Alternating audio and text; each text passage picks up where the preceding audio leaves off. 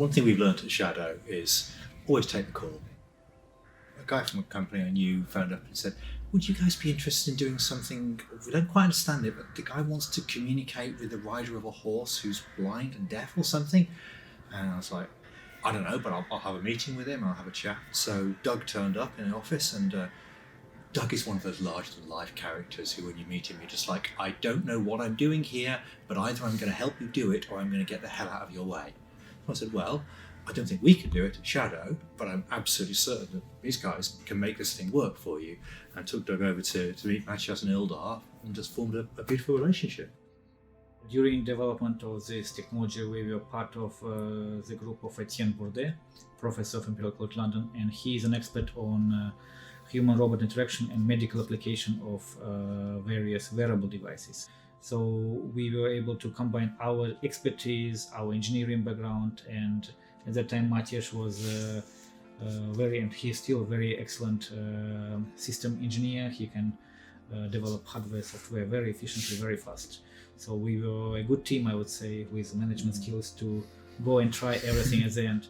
The interface is targeted towards deaf-blind people. It's a very simple design with vibration motors that we all know from smartphones. It's not only hardware we developed, but we also developed a software, and our goal was to develop something very easy and simple to use. The bigger challenge was then to capture some data during actual use. So we wanted to study how Richard perceives the stimuli, how he responds. That was the exciting part, actually.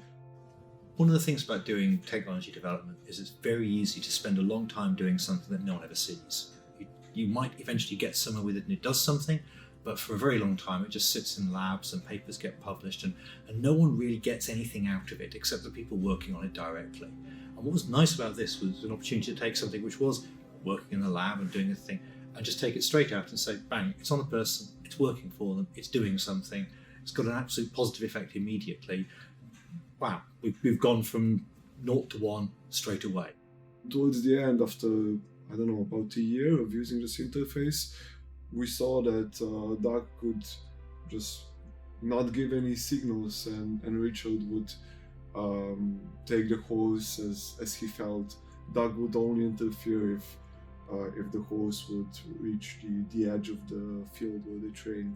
He looks very happy and confident on the horse, and yeah, it's fantastic to see him overcome the fear. It must be scary to get on a horse not being able to hear or see.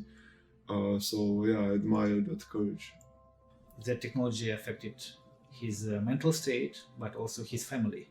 So overall, a group of people were benefiting from this technology. The timing was great because we had a fully funded researcher working on haptic feedback technology.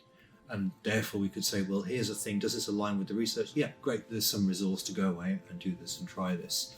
And that's always a challenge with something which is going to be very much a one-off. It's like, if you actually ask an engineer to build you something, build one of this, it's like, that's going to cost a lot of money. If you've got someone who's building things like that anyway, and you say, can you build one that's slightly different? It's relatively easy, especially if they've got funding in place.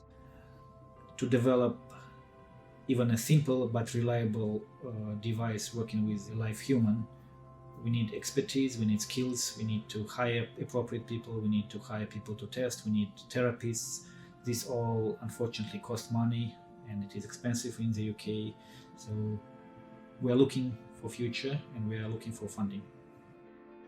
Many of us are not aware that there is a whole community, a global community of deaf-blind people.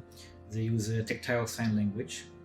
It differs in different countries, but community is very strong. If they are deaf and blind, doesn't mean they cannot do things. People can ride horses, people can develop technology, and we should be aware of them and support their needs.